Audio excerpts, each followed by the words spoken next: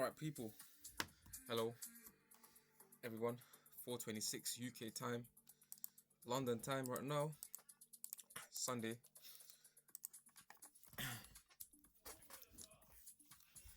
I'll be covering some of the most, few tools which are extremely powerful.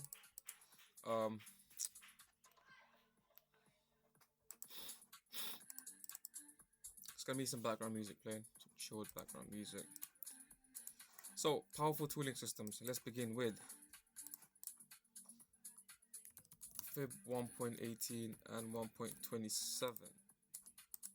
Okay, this recording is dedicated to the Fib 1.18 and 1.27, as you can see over here. Okay,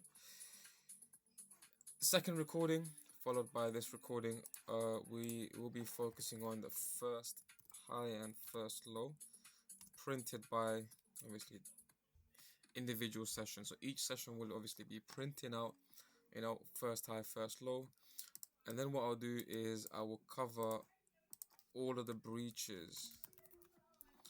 So material 1, material 2, and material 3 will be covered. Now, I'm happily, obviously I'm willing to allow this to be, presented and obviously shared from the bottom of my heart. I wanted to keep this personal, however, this is a way of me giving back to all of you. Now, 10 years in the market, I've, way many ups and downs, but obviously like any business. So let's start with the Fib 1.18, 1.27. Now, my friends, look, it can be used. So the Fib, Fib handle can be used on 15-minute, 4-hourly, daily, not so weekly, monthly, but we can, my primarily uses of the 1.18 will be the 15, 4-hourly, and daily.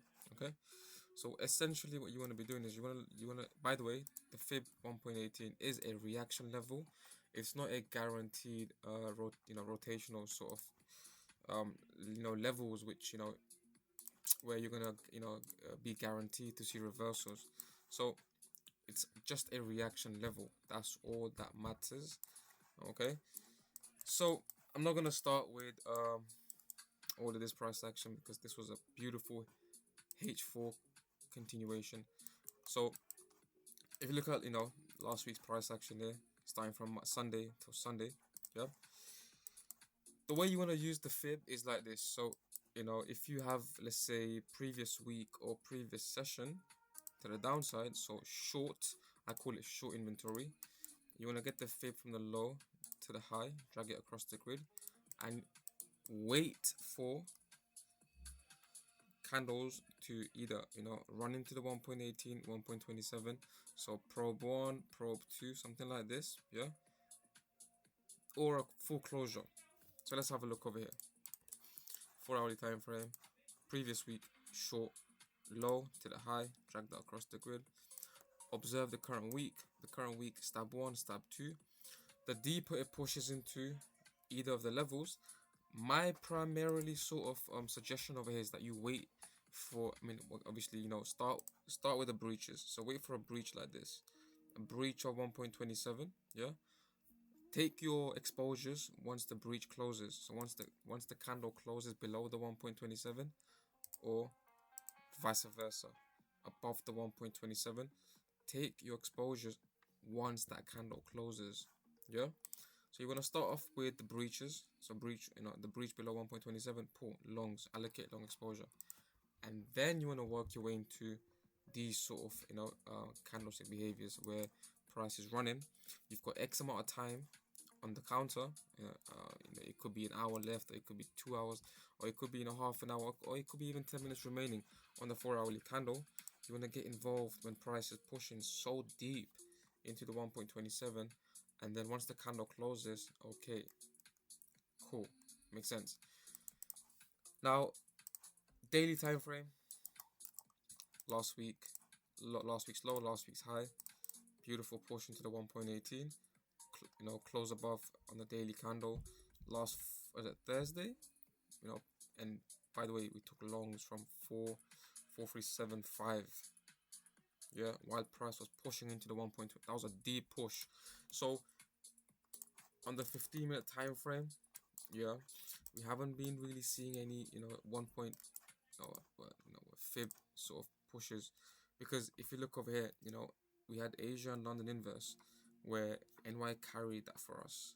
Beautiful. Okay, now obviously, you know, when you've got a multi-session delta carry, you know, you can't just expect to put a fib on, for example, New York over here and expect price to just turn around off the 1 point. Yes, you know, it's going to be a reaction level, like I said. See, 1.27 and then a push. So that push from 1.27 towards that New York high was around just shy of 300 pips. Okay, what to target when you're taking shorts or longs of the reaction level? So let's go back to this example. Weekly low, weekly high. When you are taking exposures, you know, off the 1.27 handle, break below 1.27, you want to target the 50 level. Okay, the 50 level is a perfect, you know, area to target. That was a 1,500 pip move based on the 4 hourly. Now on the 15-minute time frame, this is where it gets really interesting, yeah, because I use that, to be honest. I use this fib 1.18 and 27 on a daily basis to measure out where, okay, the stopping point is going to be. Now if I start, for example, let's just start from somewhere. Let's start from somewhere here. Okay, let's look at New York to the downside. So let's get the fib. Okay, New York down low to the high. Now just to put out there, the 1.18 and 1.27 fib, you know, tooling system is part of the session mapping. So, you know, in the morning when I wake up, I'll map out Asia.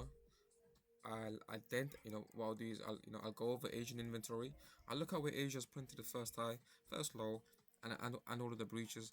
And then what I'll do is I'll look at if New York has run into, or if Asia has run into the 1.18 or 1.27, because when the discovery phase begins, yeah, before the New York and Asia inverse, price will run into the 1.18, okay, and the 1.27 before it starts to rotate, okay.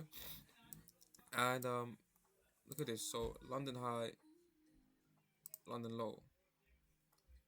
Okay, we broke up the 1.2 and then we started to carry. So this is why I say it's a reaction level, and to use this, yeah, you have to be very careful. But once you get the hang of it, for example here, New York high, New York low, you can see 1.18 push and then straight into the 50 level, which is, you know, that's almost 1.3%, which is 600 pips, which is no beautiful trade. You know, so you can even have like limit orders and all sorts.